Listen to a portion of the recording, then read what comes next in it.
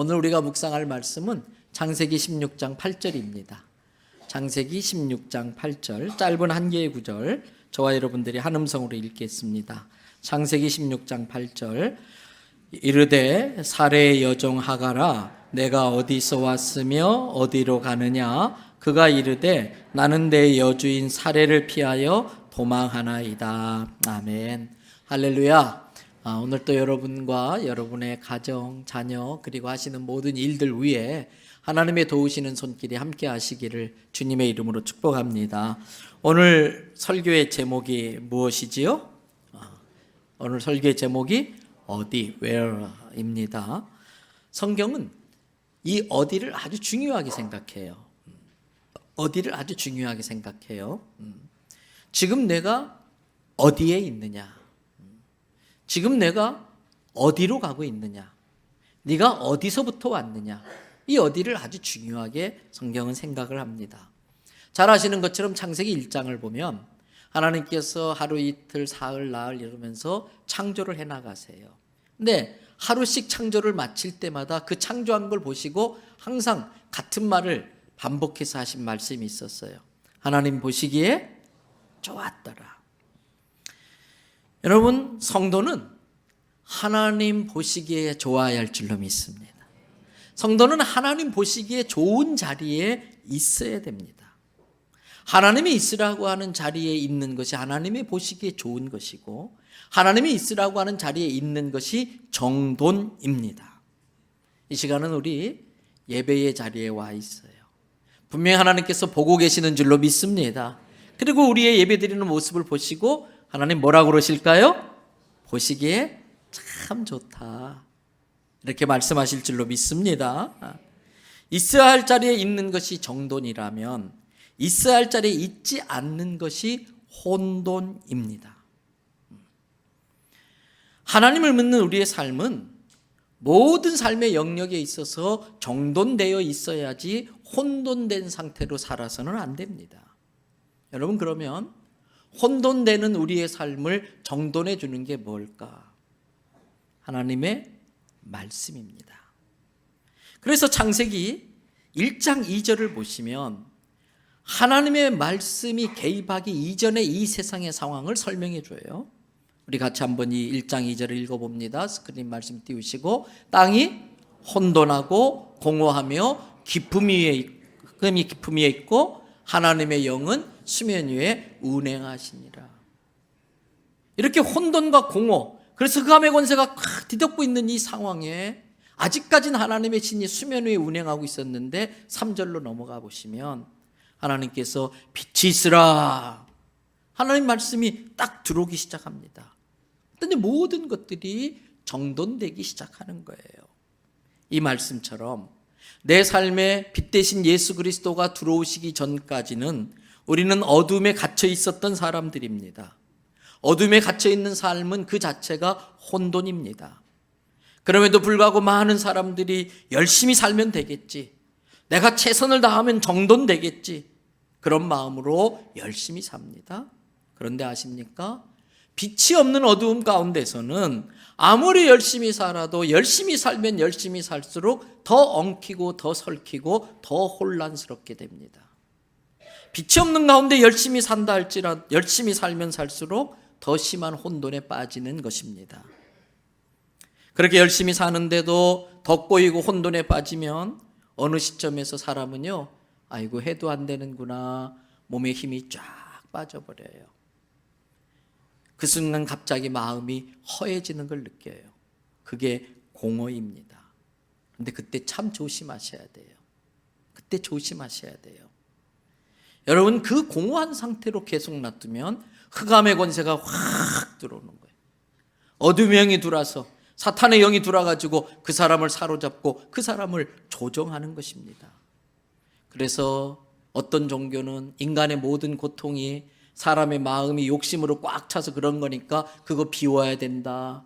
그래서 3,000배도 하고 일보 3배도 하고 오체투족도 하고 면벽10년도 하고 열심히 마음을 비우려고 하는데 아닙니다. 마음 비우면 큰일 납니다. 귀신이 들어와요. 기독교는 마음을 비우는 것이 아니라 하나님의 말씀으로 채워야 할 줄로 믿습니다. 사명으로 가득해져야 돼. 예수 사랑으로 충만해져야 될 줄 믿습니다. 여러분, 그렇게 말씀으로 내 삶이 충만해지면 내 삶이 혼돈에서 정돈으로 바뀌는 거예요. 성도는 그 하나님의 말씀에 순종하며 살 때에 그렇게 정돈된 삶을 살 수 있습니다.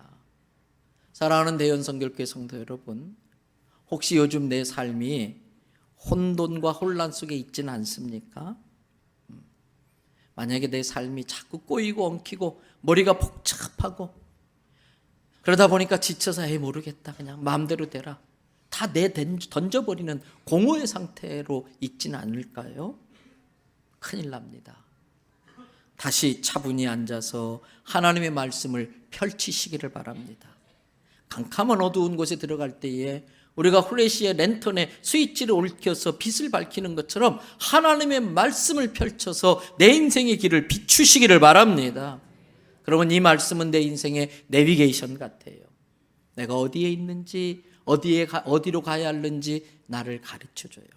성경은 어디를 중요하게 여깁니다. 우리의 인생에 있어서도 이 어디라는 게 참 중요한데, 이 말씀이 내 인생의 내비게이션처럼 어디 있는지 어디로 가야 될지 알려준다는 것입니다.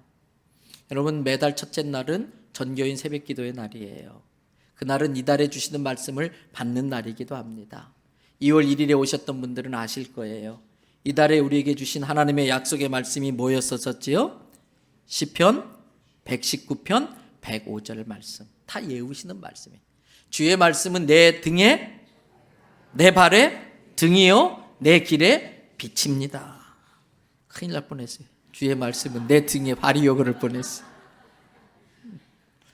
주의 말씀은 내 길에 등이요 내 발에 등이요 내 길에 빛이다 그랬어요. 여러분, 그렇습니다. 우리 인생길에는 항상 두 개의 빛이 있어야 돼요. 하나는 매일매일 걸어가는 내 인생길 바로 발 앞을 비춰주는 등불이 있어야 돼요. 그래야 함정을 피할 수 있습니다. 그래야 더러운 것을 밟지 않고 지나갈 수 있습니다. 그래야 마귀가 놓은 덫에 걸리지 않을 수 있습니다. 그러나 그 등불만 가지고는 부족해요. 하나의 빛이 더 필요합니다. 캄캄한 내 인생의 앞길에 저 어둠 속에서 반짝반짝 빛나는 등대 같은 빛을 비춰주는 말씀이 있어야 돼요. 그래서 그 하나님의 말씀을 등불 삼아서 죄악을 피하고 사단이 파놓은 함정을 피하고 등대처럼 빛나는 말씀을 보고 그 말씀 따라 순종하며 가면은 어느새 우리의 길은 저 아름다운 천국문에 이르게 될 줄로 믿습니다. 여러분, 그래서 성경은 내 인생에 그 불빛 같은 아주 귀한 질문들이 나오고 있어요. 어두운 내 인생에 길을 밝혀주는 불빛 같은 귀한 질문들이 몇 가지가 있는데, 그 중에 하나가 하나님이 아담에게 하신 질문이에요. 창세기 3장 9절입니다. 여호와 하나님이 아담을 부르시면서 그에게 이르시되 뭐라고 물어봤어요? 내가 어디 있느냐? Where are you? 내가 어디 있느냐? 지금 네가 내가 있으라고 한 그 자리에 있느냐? 지금 내가 보기 좋은 그 모습으로 그 자리에 있느냐? 내가 있으란 자리에 있어가지고 이게 갑자기 여기 올라오면 혼돈이에요. 근데 하나님의 말씀 때문에 제자리를 찾는 그 정돈의 자리를 지키고 있느냐? 자기 인생에 대한 책임을 묻는 질문입니다. 두 번째 질문이 있습니다. 아담의 장남인 가인에게 묻는 질문이에요. 창세기 4장 9절의 말씀에 나와 있어요. 여호와께서 가인에게 이르시되 뭐라고 물어봤어요? 내 아우 어디에 있느냐? 너의 아우 아벨은 어디에 있느냐? 여러분의 남편은 지금 어디에 있습니까? 여러분의 자녀들은 지금 예배의 자리에 있습니까? 여러분의 형제자매들은, 여러분의 아우는 지금 어디에 있습니까? 하나님 보시기에 좋은 예배의 자리에 있습니까? 우리는 가인처럼 대답해서는 안 됩니다. 가인은 하나님께 뭐라고 합니까? 아까 읽은 말씀 뒷부분에 보니까 I don't know. 내가 알지 못합니다. 그러면서 하나님 앞에 대듭니다. 내가 아벨을 지키는 자입니까? 지가 바쁘다고 안 오는데, 지가 피곤하다고 저렇게 뒹굴고 자빠졌는데 내가 그걸 어떻게 합니까? 하나님 앞에 투덜대는 거예요. 아니에요. 진짜 예수님을 만난 사람은 자기 인생에 대한 책임을 질 뿐만 아니라 내게 맡겨주신 나의 동생 아벨까지도 지키는 사명을 감당하셔야 돼요. 내가 먼저 예수 믿었다는 것이 내가 장남이라는 뜻입니다. 이 대한민국, 이 부산에는 아직도 예수님 모르는 사람이 많아요. 이대로라면 부산에 있는 사람들 10명 중에 9명 지옥 갑니다. 근데 웬일인지 웬 은혜인지 나는 어떻게 예수님 믿게 돼서 구원받게 됐는데 그 사람에게는 장남의 사명이 있는 거예요. 근데 가인은 뭐라고 그래요? 내가 내 아우를 지키는 자입니까? 나하고 상관없다는 거예요. 세 번째 물으시는 질문이 있습니다. 하나님께서 아브라함의 아내인 사레의 몸종 하갈에게 묻는 질문이에요. 바로 오늘 본문으로 택한 말씀입니다. 창세기 16장 8절. 이르되 사레의 여종 하갈아, 그 다음 뭐라고 물어보셨어요? 내가 어디서 왔으며 어디로 가느냐? 너의 근본이 뭐냐? 너의 인생의 베이스가 뭐냐? 이 베이스 파운데이션이 흔들리면 다 무너지는 것인데 그거 제대로 알고 살고 있느냐? 너의 인생의 목적이 뭐냐? 어디로부터 왔느냐? 그리고 너는 어디를 향해 가느냐? 인생의 방향을 묻는 질문이에요. 아담에게 물었던 질문이 자기 인생에 대한 책임을 묻는 질문이라면, 가인에게 물었던 질문이 이웃에 대한 책임을 묻는 질문이라면, 이 하갈에게 묻는 하나님의 질문 속에는 나의 인생의 목적과 사명이 뭔지 알고 살고 있느냐를 물어보시는 겁니다. 사랑하는 성도 여러분, 인생은 이 질문들의 바른 정답을 가지고 살아야 인생을 잘 살 수 있어요. 이 인생의 질문에 바른 정답이 없이 오답을 정답으로 착각하고 그 오답 붙들고 살면 그 인생은 뻔합니다. 혼돈이고 혼란이고 흑암에 붙들리며 마귀의 종로를 달 수밖에 없는 것입니다. 오늘은 이 몇 가지 질문 중에 하갈에게 했던 질문을 가지고 좀 더 깊이 살펴보려고 합니다. 창세기 12장을 보면 하나님께서 아브라함을 부르시는 장면이 나와요. 그때 하나님은 아브라함에게 몇 가지 축복을 하십니다. 그 중에 한 가지 축복이 창세기 12장 2절에 나옵니다. 같이 읽어보도록 하겠습니다. 내가 너로 큰 민족을 이루고 내게 복을 주어 내 이름을 창대하게 하리니 너는 복이 될지라. 자식을 주시고 그 자식으로 큰 민족을 이루고 너희 이름을 이렇게 너에게 복을 주어 너의 이름을 창대케 하겠다고 하는 하나님의 약속의 말씀입니다. 비록 아브라함은 75세라고 하는 적지 않은 나이였지만 하나님과 그 하나님의 말씀을 믿고 자기의 모든 삶의 터전을 내려놓고 하나님이 가라고 하는 곳, 하나님이 있으라고 하는 그 땅, 가나안 땅으로 삶의 터전을 옮깁니다. 그리고 아브라함은 기다립니다. 이제나 저제나 하나님이 하신 그 약속이 어떻게 이루어질까? 자식을 주신다고 했는데 어떤 자식을 주실까? 그 자식은 어떻게 생겼을까? 그 자식을 통해서 어떻게 큰 민족을 이룰 수 있을까? 그러나 아무리 기다리고 기다려도 감감무소식입니다. 기다리다 지친 아브라함은 그나마 자기 동생 일찍 죽은 하란이 낳은 조카 롯을 아들처럼 생각하며 그 롯을 기대하며 롯을 보고 삽니다. 그런데 어느 날 롯의 종들과 아브라함의 종이 대판 싸우게 됩니다. 롯은 삼촌 더 이상 같이 못 있겠습니다. 그리고 자기 길로 가버립니다. 소돔으로 가버립니다.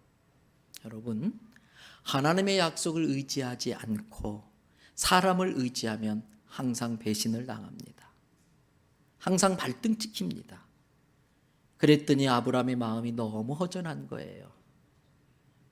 그 허전함을 아셨든지 하나님이 다시 아브라함을 찾아오셔서 한 번 더 약속을 정확하게 확인시켜 줍니다.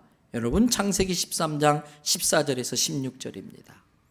롯이 아브라함을 떠난 후에 여호와께서 아브라함에게 이르시되 너는 눈을 들어 너 있는 곳에서 북쪽과 남쪽 그리고 동쪽과 서쪽을 바라보라. 보이는 땅을 내가 너와 그 다음 뭐라고 돼 있어요? 내 자손에게 주리니 영원히 이르리라. 내가 내 자손이 땅의 티끌 같게 하리니 사람이 땅의 티끌을 능히 셀 수 있다 없다? 셀 수 없다. 그런 것처럼 너의 자손도 셀 수 없다는 겁니다. 아브라함은 롯이 떠나고 배신감도 들고 허전한 마음도 들었겠지만 다시 주신 하나님의 약속으로 자기의 마음을 추스립니다. 그리고 기다립니다. 그러나 여전히 감감무소식이에요. 아무리 기다려도 하나님의 약속은 지켜지려고 할 것 같질 않아요. 그래서 아브라함은 혼자 궁리를 합니다. 그리고 하나님 앞에 프로포즈합니다. 제안을 합니다. 여러분, 창세기 15장 2절 3절입니다. 아브라함이 이르되 주 여호와여, 도대체 나에게 무엇을 주시려고 지금까지 그 약속을 안 지킵니까? 나는 아직도 자식이 없으니 나의 상속자는 누구한테 하는 게 좋겠다? 이 다메섹 사람 엘리에셀로 하십시다. 그러면서 3절 아브라함이 이야기합니다. 주께서 내게 씨를 주시지 아니하셨으니 내 종의 아들, 어릴 적부터 내가 봐왔는데 참 신실합니다. 착실합니다. 이 정도면 괜찮습니다. 이 사람을 내 양자로 들여서 상속자로 삼겠습니다. 근데 하나님은 이번에도 역시 너 아니라는 거예요. 그리고 또 말씀하세요. 창세기 15장 4절 5절 여호와의 말씀이 아브라함 그에게 임하여 이르시되 그 엘리에셀이 내 상속자가 아니다. 나의 약속대로 너의 몸에서 날 자라야 나의 상속자가 될 수 있다. 그리고 5절 아브라함을 이끌고 한밤중에 밖으로 나가세요. 아브라함아, 많이 힘들지? 지금까지 잘 버텼는데 저 하늘 별을 봐. 나는 약속을 꼭 지켜. 저 무수히 많은 별들처럼 네 자손이 그렇게 될 거야. 여러분, 혹시 성지순례 가보신 들 중에, 혹시 또 여행 중에 사막을 가보셨나요? 여러분, 이 중동 지역에 밤에 한번 나가보면요, 별이 얼마나 많은지, 그리고 얼마나 가까이 있는지 별이 코앞에 있는 것 같아요. 별이 막 쏟아지는 것 같아요. 어느 하나님께서 아브라함에게 그 별들을 보여주면서 내 자손이 그렇게 많을 거라고 이야기를 합니다. 예, 하나님 알겠습니다. 제가 조급해하지 않고 기다리겠습니다. 그래 아브라함아, 나의 뜻이 있단다. 지금 나는 너의 믿음을 키우고 있는 거야. 내 때가 되면 반드시 난 약속 지킬 거야. 의심하지 말고 기다려. 예, 하나님 그렇게 할게요. 그리고 돌아왔어요. 여러분, 따라하십시다. 믿음은 긴 기다림이다. 믿음은 기다림이에요. 아주 긴 기다림이에요. 남편을 위해서 기도해요? 안 바뀌어요. 아내 위해서 기도해요? 안 바뀌어요. 자식 위해서 기도해요? 안 바뀌어요. 그럼에도 불구하고 남편에게 주신 하나님의 약속의 말씀, 내 자녀에게 주신 하나님의 약속의 말씀을 붙들고 끝까지 기도하며 기다리면 신실하신 하나님 반드시 가장 좋은 때에 그 약속을 이루실 줄로 믿습니다. 지금 아브라함에게 그 믿음까지 자라도록 기다리라는 거예요. 그런데 중간에 문제가 생겼어요. 보세요. 창세기 16장 2절 3절입니다. 사레가 아브라함에게 이르되 여호와께서 내 출산을 허락하지 아니하셨으니 원하건대 내 여종에게 들어가라. 내가 혹 그로 말미암아 자녀를 얻을까 하노라 하매 아브라함이 사레의 말을 들으니라. 아브라함의 아내 사레가 그 여종 애굽 사람 하갈을 데려다가 그 남편 아브라함에게 첩으로 준 때는 아브라함이 가나안 땅에 거주한 지 몇 년? 10년 후라. 여러분, 조급함이 인생을 더 혼란스럽게 만듭니다. 조급함이 하나님의 계획을 망칩니다. 사레는 이제 하란을 떠나 하나님이 있으라고 하신 가나안 땅에 와서 기다린 지 10년 기다릴 만큼 기다렸다는 것입니다. 더 이상 못 참겠다는 것입니다. 그래서 아브라함한테 가서 설득을 합니다. 이렇고 저렇고 저러니까 다른 방법을 찾아봅시다. 하나님의 말씀을 들어야 될 아브라함이 사레의 말을 들으니라. 그런데 들어보니까 일리가 있어요. 기다릴 만큼 기다린 거예요. 그래서 아브라함이 사레의 말을 들어요. 여기에 함정이 있어요. 여러분, 그럴듯하지요. 일리가 있지요. 그러나 속으면 안 됩니다. 우리 그리스도인들은 일리를 쫓는 사람들이 아니라 진리이신 하나님의 말씀을 따라가야 할 줄로 믿습니다. 근데 순간 아브라함이 헷갈린 거예요. 그럴듯하니까, 참 논리적이고 10년이나 기다렸으니까 따라간 거예요. 그러면서 자기 방식대로 일을 처리합니다. 자기 생각대로 자기 계획대로 일을 진행합니다. 그 방법이 뭡니까? 사레의 몸종 하갈을 아브라함에게 들여보내서 자식을 보겠다는 거예요. 여러분, 그렇게 해서 태어난 아들이 누구입니까? 이스마엘이에요. 그런데 여러분, 아람 민족의 조상이 이스마엘이에요. 이슬람교를 만든 무하마드가 이스마엘의 후손입니다. 그래서 지금도 이슬람 교도들은 아브라함의 장남을 이삭으로 인정 안 합니다. 이스마엘이 장남이라고 믿습니다. 그래서 지금도 적자와 서자의 싸움인 것입니다. 지금 중동 지역에서 툭하면 이스라엘과 아랍 민족이 계속 싸움을 벌이는데 그 싸움이 바로 그때 시작된 싸움. 얼마나 끈질긴지 그 싸움을 지금도 하고 있는 거예요. 근데 이 모든 원인 제공이 어디에서 왔습니까? 사레의 조급함에서 온 거예요. 사레의 말이 그럴듯하다고 생각해가지고 진리이신 하나님 말씀 대신 일리 있다고 생각된 사레의 말을 들었던 아브라함 때문에 그렇게 된 겁니다. 여러분, 그럴 때에 그들의 가정은 점점 더 혼란에 빠지는 걸 볼 수 있습니다. 여러분, 그렇게 혼란한 상황 속에 더 혼란을 야기시킨 또 다른 이유가 있습니다. 16장 4절 말씀 같이 한번 또 읽어보실까요? 아브라함이 하갈과 동침하였더니 하갈이 임신함에 그가 자기의 임신함을 알고 그의 여주인을 멸시한지라. 하갈이 애가 들어선 거예요. 그부터 하갈이 사례를 무시해요. 멸시하는 거예요. 여러분, 이때가 참 조심해야 돼요. 이유야 어찌 됐든 간에 하갈 입장에서 생각해 보십시다. 하갈의 입장에서는 지금 아브라함의 아이를 가진 건 큰 축복이에요. 기회예요. 찬스예요. 세상에 속된 말로 표현해가지고 팔자 고칠 수 있게 된 거예요. 팔자 핀 거예요. 근데 그때 조심해야 돼요. 더 겸손해져야 돼요. 더 낮아져야 돼요. 하나님이 있으라고 하신 그 자리를 잘 지켜내야 돼요. 그런데 하갈은 그렇지 못했어요. 임신했다는 것을 알자 목에 힘이 들어갔습니다. 사레의 자리가 자기의 자리인 줄 착각했습니다. 그의 여주인을 멸시하기 시작합니다. 그로 인하여 아브라함의 가정은 갈등과 분란이 끊어지지를 않게 됩니다. 어떤 일이 벌어지고 있는지 보실까요? 창세기 16장 5절 6절. 사레가 아브라함에게 이르되 내가 받는 모욕은 당신이 받아야 옳도다. 내가 나의 여종을 당신의 품에 두었거늘 그가 자기의 임신함을 알고 나를 멸시하니 당신과 나 사이에 여호와께서 판단하기를 원하노라. 6절. 아브라함이 사레에게 이르되 왜 자꾸 나한테 그러냐. 당신의 여종은 당신의 수중에 있으니 당신의 눈에 좋을 대로 그에게 행하라 하며 사레가 하갈을 어떻게 했다? 학대하였더니 하갈이 사레 앞에서 도망친 거예요. 여러분, 사레가 믿음이 없어 조급함으로 자기의 자리를 자기가 하갈에게 줘보고 알았어요. 하나님이 주신 그 자리, 하나님이 있으라고 한 그 자리를 자기가 알아서 하갈에게 주고 말았어요. 찬양대 자리를 빼앗기지 마시기를 바랍니다. 남한테 주면 안 돼.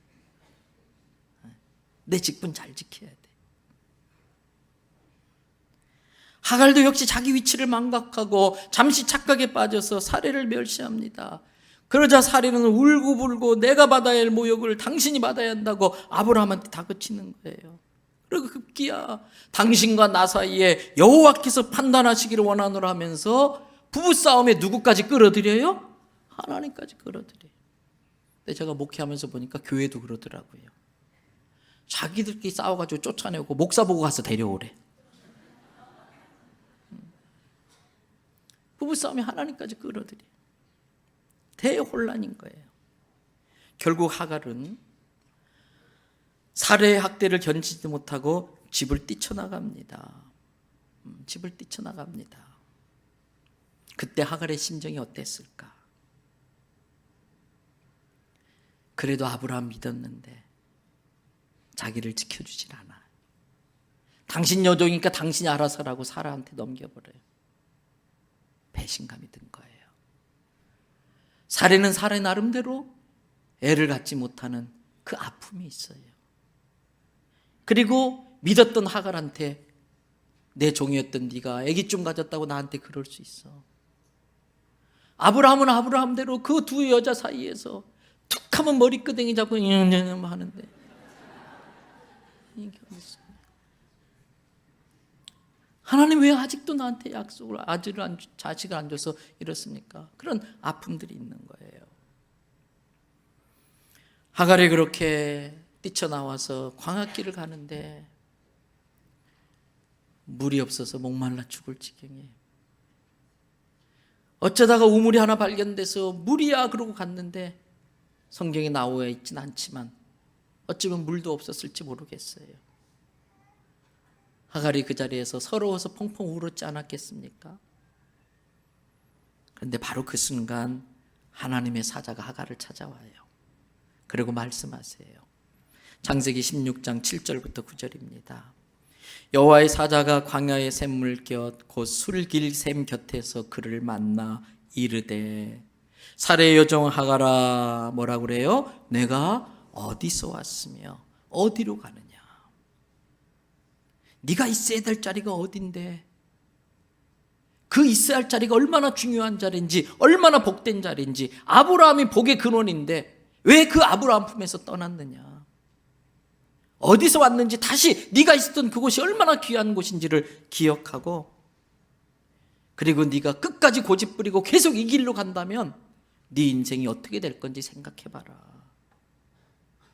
피한다고 해서 혼돈이 정돈되는 게 아니다.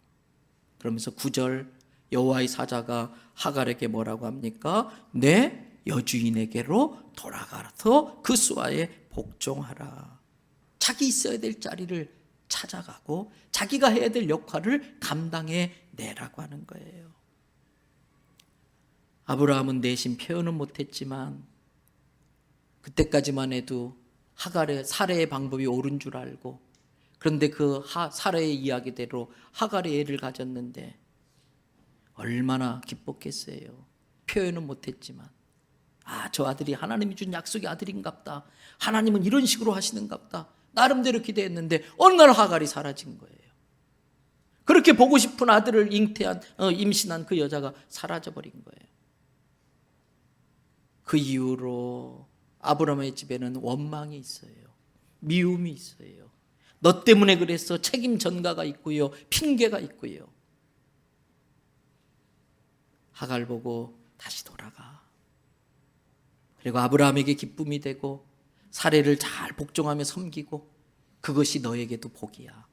그 말씀이 10절 11절에 나와요. 읽어보십시다. 여호와의 사자가 또 그에게 이르되 내가 내 씨를 크게 번성하여 그 수가 많아 셀 수 없게 하리라. 여호와의 사자가 또 그에게 이르되 내가 임신하였은즉 아들을 낳으리니 그 이름을 이스마엘이라 하라. 이는 여호와께서 내 고통을 들으셨습니다. 옛날에 자식이 힘입니다.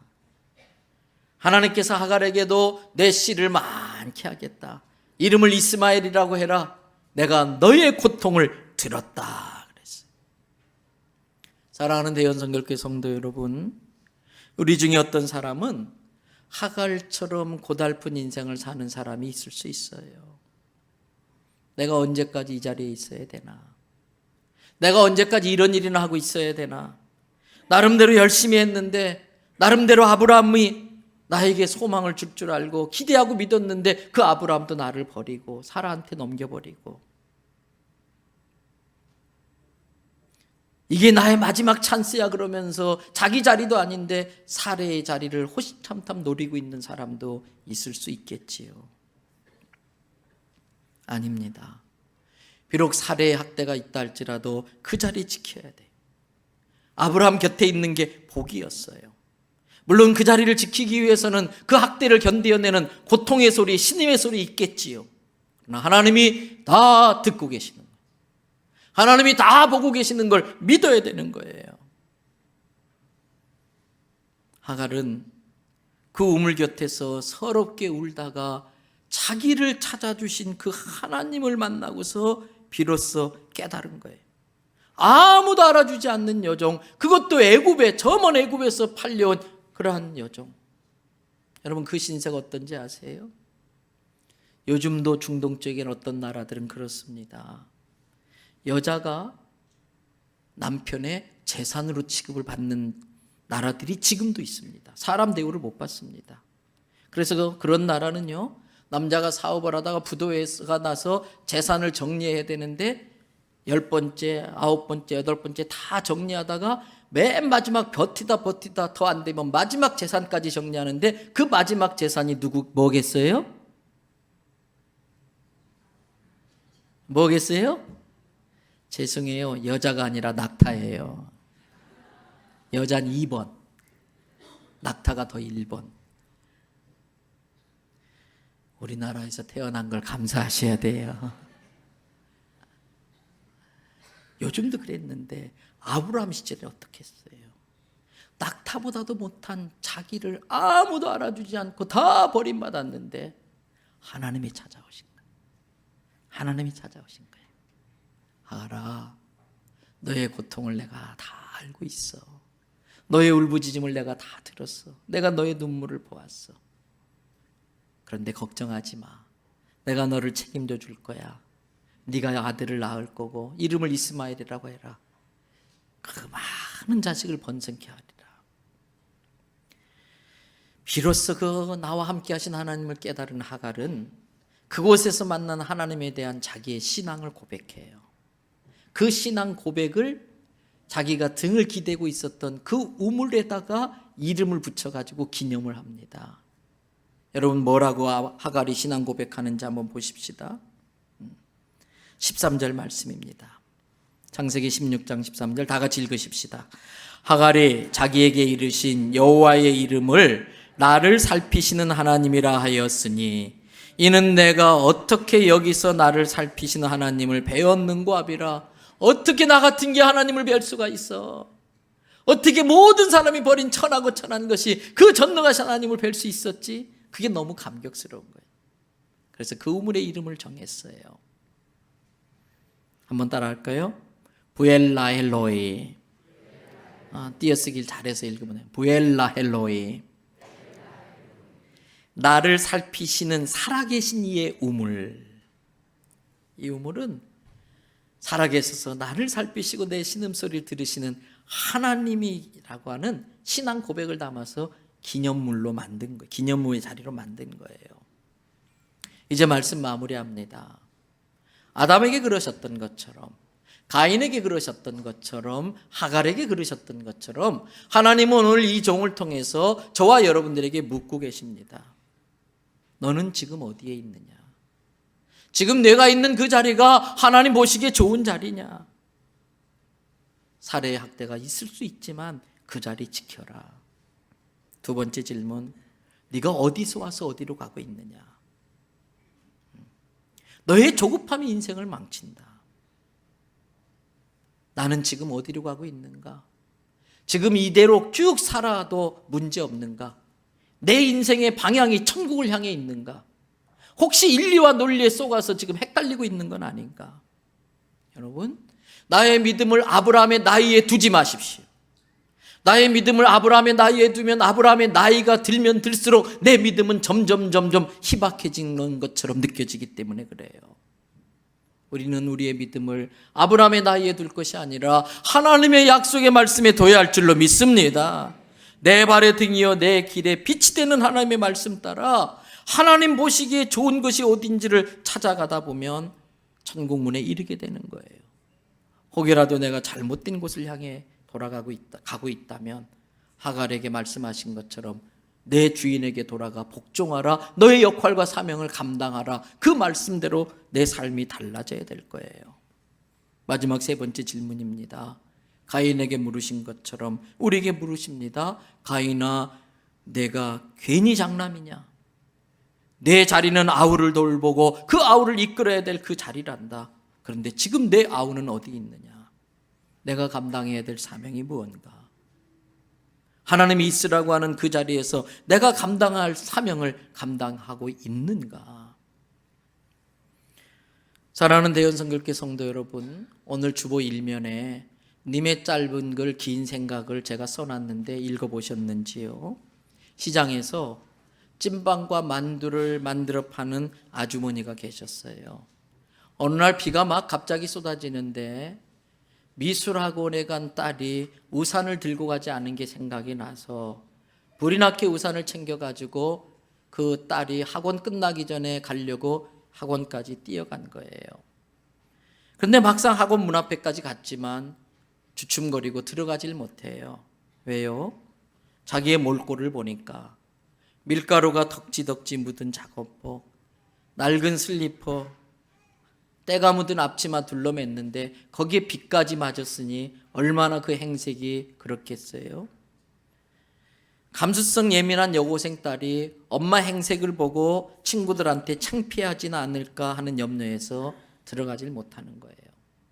결국 이 어머니는 고민하다가 다른 학생들이 잘 보이지 않는 건물 코너 모퉁이에서 딸이 나오기를 기다리기로 했습니다.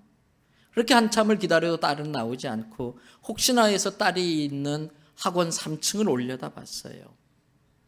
딸도 마침 비가 오는데 엄마가 오진 않았을까 하는 직감에 창문을 내려다보다가 엄마와 눈이 딱 마주쳤어요. 엄마는 반가운 마음에 딸을 향해 손을 흔들었습니다. 그러나 딸은 엄마를 못 본 척 몸을 숨기고 말았어요.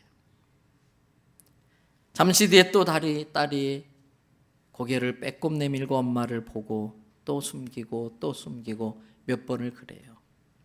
엄마는 딸의 입장을 충분히 이해했기에 다시 길을 돌이키고 비를 맞으며 왔어요. 우산을 맡겨놓고. 며칠 뒤 미술학원으로부터 학생들의 작품을 전시한다고 어머니들 부모님들 와서 보시라고 초대장이 날라왔습니다.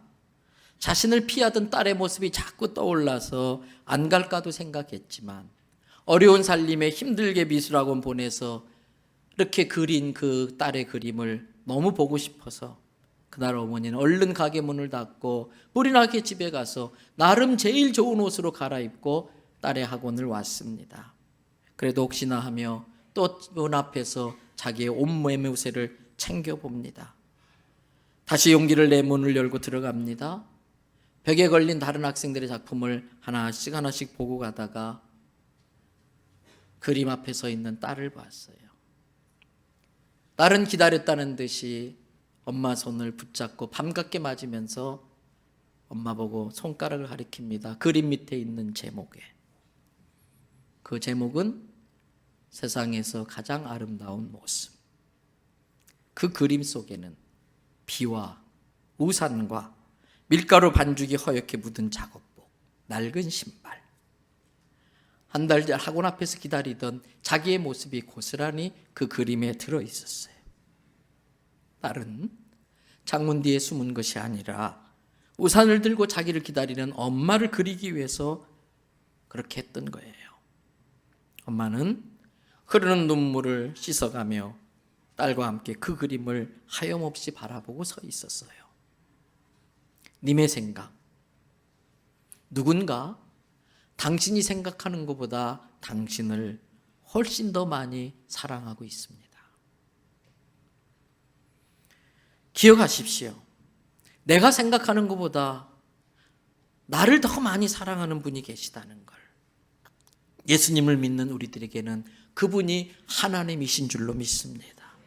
만삭의 몸으로 광야를 떠돌던 하갈, 아무도 그녀를 알아주지 않았습니다. 자기는 사랑받지 못하는 인생, 버림받은 인생인 줄 알았습니다. 아닙니다. 그 아주머니에게, 그 아주머니가 생각하는 것보다 더 많이 엄마를 사랑하고 더 많이 엄마를 자랑스러워하고 더 많이 엄마에게 고마워하는 딸이 있었던 것처럼 하갈에게도 그녀보다 더 그녀를 사랑해 주시는 하나님이 계셨어요. 우리도 마찬가지 아니겠습니까? 지금 내 삶의 현장에는 여러 가지 갈등과 혼란이 있고 또 살해의 학대가 있다 할지라도 하나님은 나와 함께 하시고 내 모든 걸 보고 계시고 듣고 계시다는 게 우리의 믿음인 줄로 믿습니다. 그 믿음을 가지고 다시 추스리십시다. 내가 있어야 할 곳이 어딘가? 내가 감당해야 될 사명이 무엇인가? 그래서 인생의 방향을 다시 한번 점검하고 바로잡는 저와 여러분 되시기를 주님의 이름으로 축복합니다. 기도하시겠습니다. 여러분, 아브라함이 나 아닙니까? 하나님의 약속에 대한 늘 의심과 흔들림이 있고 이런저런 인리와 논리에 따라 휘둘리는 모습이 나입니다. 그래도 하나님은 포기하지 않고 계속해서 내게 또 약속을 주시고 약속을 주십니다. 사례의 모습이 나는 아닐까요? 그렇게 간절히 원하는데 왜 아기를 안 주셨을까? 너라면 내 마음을 알 거야. 그리고 믿고 부탁했는데 하갈 네가 나한테 그럴 수 있어? 아브라함은 끝까지 나를 지켜주겠지 생각했는데 아브라함마저도 나를 사라에게 넘겼던 그 하갈, 내 모습 아닌가요?